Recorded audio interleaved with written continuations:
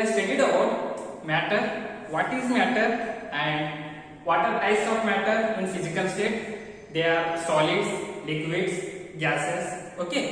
So what are solids means they have a definite shape and definite value. So these are called as solids. So best example कौन सा है बोले तो rock.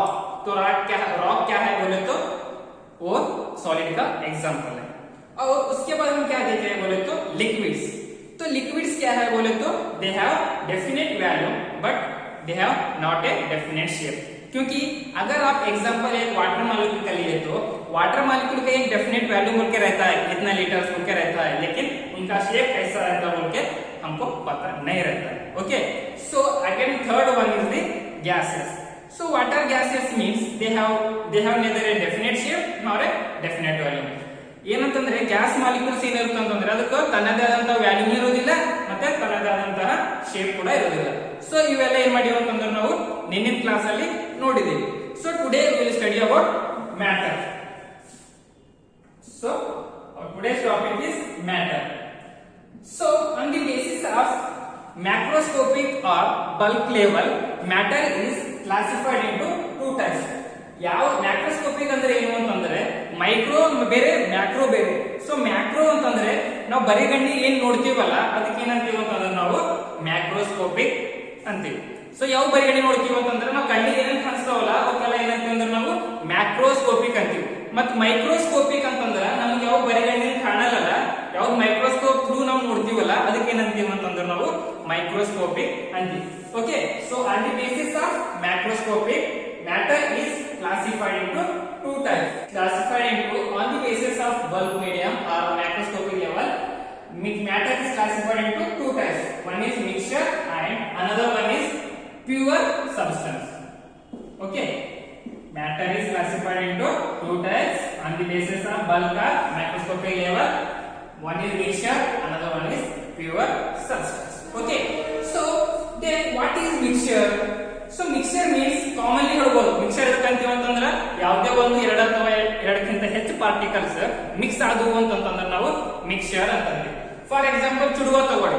So actually ಚುಡುವದಾಗ ಏನಾವ ಅಂತಂದ್ರೆ ಅಲ್ಲಿ ಕೂಡ ಏನಾವ ಅಂತಂದ್ರೆ ಲಾಟ್ ಆಫ್ ಮಿಕ್ಸರ್, ಖಾರ ಶೇಂಗಾ ಏನ್ ಹಾಕಿರ್ತೀವಲ್ಲ ಅದನ್ನು ಏನಾವಂತಂದ್ರೆ ಒನ್ ಟೈಪ್ ಆಫ್ ಮಿಕ್ಸರ್ ಅದ. ಓಕೆ. ಸೊ ಇದ್ರ ಪರ್ಟಿಕ್ಯುಲರ್ ಡೆಫಿನೇಷನ್ ಹೇಳ್ಬೇಕಂತಂದ್ರೆ what is mixture means the combinations of two or more components or particles. ಏನಂತೀವಿ ಅಂತಂದ್ರೆ two or more components or compounds or substance. So mixture ಏನಂತೀವಿ ಅಂತಂದ್ರೆ when two or more components mixed with each other ಅದಕ್ಕೆ ಏನಂತೀವಿ ಅಂತಂದ್ರೆ ನಾವು mixture ಅಂತೀವಿ. So next ಏನದ ಅಂತಂದ್ರೆ pure substance. So what is pure substance means ಇದು ಏನದ ಅಂತಂದ್ರೆ it has a fixed composition. It has a fixed composition. So fixed composition ಹೆಂಗ ಅಂತ ಹೇಳ್ತೀರಿ ಅಂತಂದ್ರೆ ಇದು ಒಂದ್ ಬಡೆ ಇದು ಹೆಂಗದ ಅಂತಂದ್ರೆ ನಾ ಈ ಟೈಪ್ ಇದೆ ಅಂದ್ರೆ ನಾ ಹಿಂಗೆ ಕೊಡ್ತೇನೆ, ನಾ ಏನೋ ಚೇಂಜ್ ಮೂವ್ ಆಗಲ್ಲ. ಸೊ ಆ ತರ ಅಂದ್ರೆ it has a fixed composition. ಏನು ಚೇಂಜ್ ಆಗಲ್ಲ. ಯಾವ ತರ ಇದೆ ಯಾವುದೇ ಒಂದು ಕೆಮಿಕಲ್ಸ್ ಯಾವುದೇ ಒಂದು ಫಾರ್ ಎಕ್ಸಾಂಪಲ್ ಗ್ಲೂಕೋಸ್ ತಗೊಳ್ಳಿ. ಸೊ ಗ್ಲೂಕೋಸ್ ತಗೊಂಡಾಗ ಇಲ್ಲಿ ಏನಂತಂದ್ರೆ ಕಾರ್ಬನ್, ಹೈಡ್ರೋಜನ್ ಮತ್ತು ಆಕ್ಸಿಜನ್. ಓಕೆ. ಗ್ಲೂಕೋಸ್ ಏನಂತಂದ್ರೆ C6H12O6. ಓಕೆ. ಇದು ಏನಂತಂದ್ರೆ ಗ್ಲೂಕೋಸ್ ಸ್ಟ್ರಕ್ಚರ್ ಫಾರ್ಮುಲಾ ಅದ. ಸೊ ಹಿಂಗಂತಂದ್ರೆ ಯಾರೇ ಬರಿಬೇಕಾದ್ರೂ ಕೂಡ C6H12O6 ಈ ತರನೇ ಬರಿಬೇಕಂತಂದ್ರೆ ಅಂದ್ರೆ it has A fixed ratio. ಏನಂತಂದ್ರೆ ಕಾರ್ಬನ್ 6 ರೇಷಿಯೋ ಅದ, hydrogen 12 ratio and oxygen is the 6 ratio. So ಇದು ಏನಂತಂದ್ರೆ ಈ ತರ ಫಿಕ್ಸ್ಡ್ ರೇಷಿಯೋ ಇರೋ ಕಡೆಯಿಂದ ಇದಕ್ಕೆ ಏನಂತೀವಿ ಅಂದ್ರೆ ನಾವು ಪ್ಯೂರ್ ಸಬ್ಸ್ಟೆನ್ಸ್ ಅಂತ. ಓಕೆ. ಸೊ ಇದರ ಎಕ್ಸಾಂಪಲ್ ಏನಂತಂದ್ರೆ ಕೆಳಗೆ ಕೊಡ್ತೀನಿ. ಇವಾಗ ನೋಡೋಣ types of mixture and types of pure substance. Okay. Here mixture is again classified into two types. One is homogeneous mixture. One is homogeneous mixture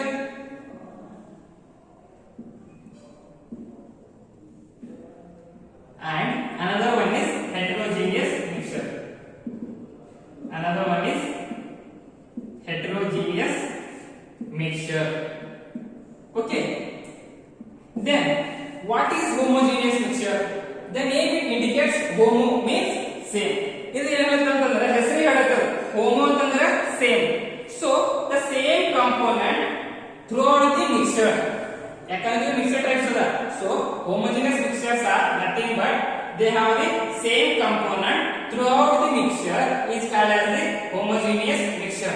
And heterogeneous mixture ಅಂತಂದ್ರೆ it has a different composition throughout the mixture. So ಹಾಗಂದ್ರೆ ಏನು example ತಗೋಣ. So example ಏನಂತಂದ್ರೆ sea water ಅಂತಂದ್ರೆ ಸಮುದ್ರದ ಉಪ್ಪು ನೀರು. ಸಮುದ್ರದ ಉಪ್ಪು ನೀರು ಅಂತಂದ್ರೆ ನೀವು ಎಲ್ಲೇ ಹೋಗ್ರಿ, ಸಮುದ್ರದ ಎಲ್ಲೇ ಹೋಗ್ರಿ, ಎಲ್ಲೂ ನೀರು ಕೊಂಡಾಗ ಅದು ಏನಾಗುತ್ತೆ ಅಂದ್ರೆ ಉಪ್ಪೆ ಹತ್ತು ನಿಮಗೆ. ಯಾಕಂದ್ರೆ ಇಲ್ಲಿ ಸ್ವಲ್ಪ ಉಪ್ಪು ನೀರು ಮತ್ತು ಥೋಡೆ ಸ್ವೀಟ್ ನೀರು, ಸಿಹಿ ನೀರು ಸಿಗ್ತವೆ, ಆತರ ಸಿಗಲ್ಲ. ಅಂದ್ರೆ ಪೂರ it has A uniform composition throughout the mixture. ಅದಕ್ಕೆ ಏನಂತೀವಿ ಅಂತಂದ್ರೆ ನಾವು ಹೋಮೋಜಿನಿಯಸ್ ಮಿಕ್ಸ್ಚರ್ ಅಂತೀವಿ. ಬೆಸ್ಟ್ ಎಕ್ಸಾಂಪಲ್ ಏನಂತಂದ್ರೆ C water. Okay, so next one ಏನದ ಅಂತಂದ್ರೆ heterogeneous mixture.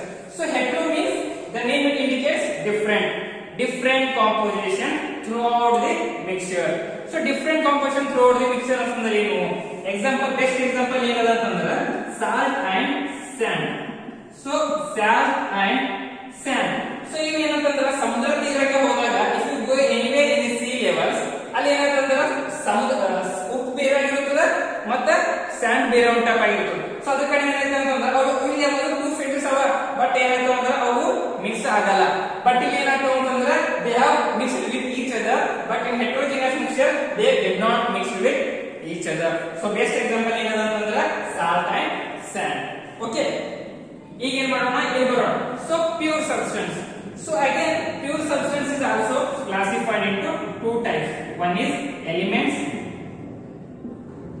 and another one is elements, another one is compounds. Okay, so what is elements and what are compounds? So elements ಅಂತ ಏನಂತೀವಿ ಅಂತಂದ್ರೆ ಯಾವುದೇ ನೀವು ಒಂದು periodic table ನೋಡಿದಾಗ ಆವರ್ತಕ ಕೋಷ್ಟಕ ಅಂತೀವಿ. ಕನ್ನಡದಲ್ಲಿ ಏನಂತೀವಿ ಅಂತಂದ್ರೆ ಆವರ್ತಕ ಕೋಷ್ಟಕ ಅಂತೀವಿ. ಸೊ ಆವರ್ತಕ ಕೋಷ್ಟಕದಲ್ಲಿ ಎಲಿಮೆಂಟ್ಸ್ ಅಂತ ಕೇಳಿರಿ ನೀವೆಲ್ಲ, hydrogen, helium, lithium, beryllium, boron ಆತರ ಎಲ್ಲ. ಸೊ ಹಾಗಾದ್ರೆ ಎಲಿಮೆಂಟ್ಸ್ ಅಂದ್ರೆ ಏನು ಅಂತಂದ್ರೆ only one type of particles is called as elements. ಏನಂತೀವಿ ಅಂತಂದ್ರೆ only one type of particles, here only one type of particles is called as the elements. ಅಂದ್ರೆ elements ಅಲ್ಲಿ ಏನಿರುತ್ತೆ ಅಂದ್ರೆ only one type of particles ಅಷ್ಟೇ ಇರ್ತಾವ, ಬೇರೆ ಬೇರೆ ಡಿಫರೆಂಟ್ ಮಿಕ್ಸ್ ಆಗಿರಲ್ಲ. ಅದಕ್ಕೆ ಏನಂತೀವಿ ಅಂತಂದ್ರೆ ನಾವು ಎಲಿಮೆಂಟ್ಸ್ ಅಂತೀವಿ. ಸೊ ಇದ್ರಾಗ ಎಕ್ಸಾಂಪಲ್ ಯಾವ್ದು ಅಂತಂದ್ರೆ ಯಾವ್ದು ತಗೊಳ್ಳಿ, ಸೋಡಿಯಂ, ಪೊಟ್ಯಾಸಿಯಂ, ಯಾವುದೇ ಒಂದು periodic table ದಾಗ ಎಲಿಮೆಂಟ್ಸ್ ಅದು ಏನಂತಂದ್ರೆ ಎಲಿಮೆಂಟ್ಸ್ ಅಂತೀವಿ. ಸೊ ಕಂಪೌಂಡ್ಸ್ ಎದಕ್ಕೆ ಅಂತೀವಿ ಅಂತಂದ್ರೆ ಇಲ್ಲಿ ಪಾರ್ಟಿಕಲ್ಸ್ ಏನಾಯ್ತು ಅಂದ್ರೆ ಪಾರ್ಟಿಕಲ್ಸ್ ಅಂದ್ರೆ ಯಾವ್ದು ಇರ್ಬೋದು, ಅಟಾಮ್ಸ್ ಇರ್ಬೋದು, ಮಾಲಿಕ್ಯೂಲ್ಸ್ ಇರ್ಬೋದು. ಸೊ ಮಾಲಿಕ್ಯೂಲ್ಸ್ ಎದಕ್ಕೆ ಅಂತೀವಿ ಅಂತಂದ್ರೆ ಎರಡಕ್ಕಿಂತ ಹೆಚ್ಚು ಪಾರ್ಟಿಕಲ್ಸ್ ಇದ್ದು ಎರಡಕ್ಕಿಂತ ಹೆಚ್ಚು ಪಾರ್ಟಿಕಲ್ಸ್ ಮಿಕ್ಸ್ ಆದವು ಅಂತಂದ್ರೆ ಅದಕ್ಕೆ ನಾವು ಅಟೋಮ್ ಅಥವಾ ಮಾಲಿಕ್ಯೂಲ್ ಅಂತೀವಿ. ಸೊ ಅದಕ್ಕೆ ಎಕ್ಸಾಂಪಲ್ ಏನಂತಂದ್ರೆ ಸೋಡಿಯಂ ಅಂಡ್ ಪೊಟ್ಯಾಸಿಯಂ. ಕೆ ಅಂದ್ರೆ ಪೊಟ್ಯಾಸಿಯಂ, Na ಅಂತಂದ್ರೆ ಸೋಡಿಯಂ. ಓಕೆ, ಸೊ ಈ ಕಂಪೌಂಡ್ಸ್. ಸೊ ಕಂಪೌಂಡ್ಸ್ ಏನಂತೀವಿ ಅಂತಂದ್ರೆ when two or more elements or atoms combined, ಅದಕ್ಕೆ ಏನಂತೀವಿ ಅಂತಂದ್ರೆ ನಾವು ಕಂಪೌಂಡ್ಸ್ ಅಂತೀವಿ. ಯಾವಾಗ ಎರಡು ಅಥವಾ ಎರಡಕ್ಕಿಂತ ಹೆಚ್ಚು ಎಲಿಮೆಂಟ್ಸ್ ಅಥವಾ ಅಟಾಮ್ಸ್ ಗಳು ಕಂಬೈನ್ ಆಗ್ತಾವಲ್ಲ ಅದಕ್ಕೆ ಏನಂತೀವಿ ಅಂತಂದ್ರೆ ನಾವು ಕಂಪೌಂಡ್ಸ್ ಅಂತೀವಿ. ಡೆಫಿನಿಷನ್ ಏನಂತಂದ್ರೆ when two or more component is combined, ಅದಕ್ಕೆ ಏನಂತೀವಿ ಅಂತಂದ್ರೆ ನಾವು ಕಂಪೌಂಡ್ಸ್ ಅಂತೀವಿ. ಎಕ್ಸಾಂಪಲ್ ಏನಂತಂದ್ರೆ ಈಗ ಒಂದ್ ಹೈಡ್ರೋಜನ್ ಮಾಲಿಕ್ಯೂಲ್ಸ್ ಅದ, ಇನ್ನೊಂದು ಹೈಡ್ರೋಜನ್ ಮಾಲಿಕ್ಯೂಲ್ಸ್ ಅಟ್ಯಾಚ್ ಆಯ್ತು ಅಂತಂದ್ರೆ ಅವಾಗ ಏನಾಗ್ತದೆ ಅಂತಂದ್ರೆ ಇಲ್ಲಿ ಹೈಡ್ರೋಜನ್ ಡೈಹೈಡ್ರೋಜನ್ ಗ್ಯಾಸ್ ಫಾರ್ಮೇಶನ್ ಆಗ್ತದೆ. ಏನಾಗ್ತದೆ ಅಂತಂದ್ರೆ ಒಂದ್ ಹೈಡ್ರೋಜನ್ ಅಟಮ್ ಇನ್ನೊಂದು ಹೈಡ್ರೋಜನ್ ಜೊತೆ ಅಟ್ಯಾಚ್ ಆದಾಗ ನಮಗೂ H2 ಮಾಲಿಕ್ಯೂಲ್ ಸಿಗುತ್ತೆ. ಸೊ ಇನ್ನೊಂದು ಬೆಸ್ಟ್ ಎಕ್ಸಾಂಪಲ್ ಏನದ ಅಂತಂದ್ರೆ H2O. ಸೊ H2O ಅಂತಂದ್ರೆ ಇಲ್ಲಿ ಏನಾಗುತ್ತೆ ಅಂತಂದ್ರೆ ಸೇಮ್ ಅಟಮ್ ಜೊತೆ ರಿಯಾಕ್ಷನ್ ಫಾರ್ಮೇಶನ್ ಆಗುತ್ತೆ. If here one atom is attracted towards the same atom, but ಇನ್ನೊಂದು ಎಕ್ಸಾಂಪಲ್ ತಗೋಬೇಕಾದ್ರೆ ಇಲ್ಲಿ ಏನಾಗುತ್ತೆ ಅಂತಂದ್ರೆ hydrogen is attached towards the oxygen. So ಇಲ್ಲಿ ಏನಾಗುತ್ತೆ ಬರೀಬೇಕಂತಂದ್ರೆ ಇಲ್ಲಿ ಏನಂತಂದ್ರೆ ಹೈಡ್ರೋಜನ್ ಅಂಡ್ ಇದೇನಂತಂದ್ರೆ ಆಕ್ಸಿಜನ್ ಅಂಡ್ ಇದೇನಂತಂದ್ರೆ ಹೈಡ್ರೋಜನ್. ಸೊ ಈ ತರ ಏನಾಗುತ್ತಂತಂದ್ರೆ ಇದು ಕಾಂಪೌಂಡ್ ಫಾರ್ಮೇಶನ್ ಆಗಿ ಇದು ಏನಾಗುತ್ತಂದ್ರೆ different elements in different phases. ಇದು ಎಕ್ಸಾಂಪಲ್ ಏನಾಗುತ್ತಂದ್ರೆ ಕಾಂಪೌಂಡ್ ಸಿಗುತ್ತೆ. Okay, study about matter, what is matter and types of matters, in that solids, liquids and gases. Okay, so in solids they have definite shape and value, and in liquid they have definite value but they have no shape. In gases also they have neither a definite shape nor a definite value. So these are we are studied in previous class. Matter. So our next topic is properties of matter. So properties of matter ಏನಂತಂದ್ರೆ, ಈ for example ಇದು pen ತಗೊಂಡು, so pen ತಗೊಂಡಾಗ ಇದರದೇ ಒಂದು characteristics ಇರುತ್ತೆ. ಹೇಗಿರುತ್ತೆ, ಇದು ನೋಡ್ಲಕ್ ಬ್ಲಾಕ್ ಅದ, ಓಕೆ, ಇದು ಮತ್ತೆ ಬರೆದಾಗ ಏನಾಗ್ತದ ಬ್ಲಾಕ್ ಉಳಿತದ, ಇಲ್ಲಿ ವೈಟ್ ಅದ, ಈ ತರ ಕ್ಯಾಪ್ ಅದ. ಸೊ ಹಂಗ ಅಂದ್ಕೊಂಡಿದ್ದು ಯಾವುದೇ ಒಂದು ಪರ್ಟಿಕ್ಯುಲರ್ ಮ್ಯಾಟರ್ದು ತನ್ನದೇ ಆದಂತಹ ಒಂದು ಗುಣಲಕ್ಷಣಗಳು ಇರುತ್ತೆ. So if it's a matter, then it has a different it's characteristics. It has a block and its tip is black color and its width is white color. So ಹೀಗೆ ಏನಾಗುತ್ತಂತಂದ್ರ ಯಾವುದೇ ಒಂದು ವಸ್ತುವಿಂದು ಅದರ ಗುಣಲಕ್ಷಣಗಳು ಬೇರೆ ಇದ್ದಾಗ ಅದನ್ನ ನಾವು ಏನಂತೀವಿ ಅಂತಂದ್ರೆ ಕ್ಯಾರೆಕ್ಟರಿಸ್ಟಿಕ್ಸ್ ಆಫ್ ಮ್ಯಾಟರ್ಸ್ ಅಥವಾ properties of matters. So properties of matters is classified into two types. Properties of matter is classified into two types. One is physical properties and another one is chemical properties. So what is physical properties and chemical properties means, it is a property.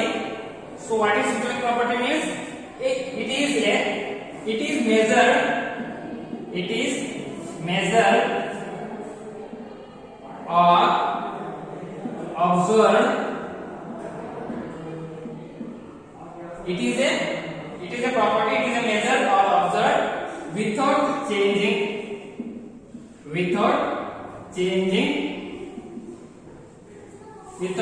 the substance. So physical property of characteristics ಅಂತಂದ್ರೆ it is measured or observed without changing the substance.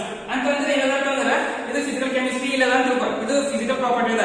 ಹಿಂಗ್ ನೋಡ್ತಿಕ್ಕೆ ಹೇಳ್ಬೇಕು ನಾವು, ಏನದ ಇಲ್ಲಿ ಇದು size ಅದ, ಇದು block ಅದ, ಆತರ ಹೇಳ್ಬೋದು. ಇದಕ್ಕೆ ಏನಂತಂದ್ರೆ ಅಲ್ಲಿ ಏನು ಚೇಂಜಸ್ ಆಗಲ್ಲ, ಅದಕ್ಕೆ ಏನಂತೀವಿ ನಾವು ಇಲ್ಲಿ ಫಿಸಿಕಲ್ ಅಂತೀವಿ. ಸೊ ಎಕ್ಸಾಂಪಲ್ ಏನಾವ ಅಂತಂದ್ರೆ ಇಲ್ಲಿ melting point, boiling point, colour. ಈಗ ಯಾವುದೇ ಒಂದು ಕಾಂಪೌಂಡ್ ಈ ಒಂದ್ ವೇಳೆ ಈ ಪೆನ್ ಅದ, ಈ ಪೆನ್ನಿನ ಕಲರ್ ಯಾವ್ದು ಅಂತಂದ್ರೆ ಹೇಳ್ಬೋದು, ಯಾವ್ದು ಇಲ್ಲಿ ವೈಟ್ ಅಂಡ್ ರೆಡ್ ಅದ. ಸೊ ಈ ತರ ಇದಕ್ಕೆ ಏನಂತೀವಿ ಅಂತಂದ್ರೆ ನಾವು it has A physical property. So again chemical ಏನ್ ಮಾಡ್ಬೇಕು ಅಂತಂದ್ರೆ, ಕೆಮಿಕಲ್ ಪ್ರಾಪರ್ಟಿ ಏನಿರುತ್ತೆ ಅಂತಂದ್ರೆ ಇಟ್ ಈಸ್ ಮೆಜರ್, ಇಲ್ಲಿ ಏನಾಗುತ್ತೆ ಅಂತಂದ್ರೆ there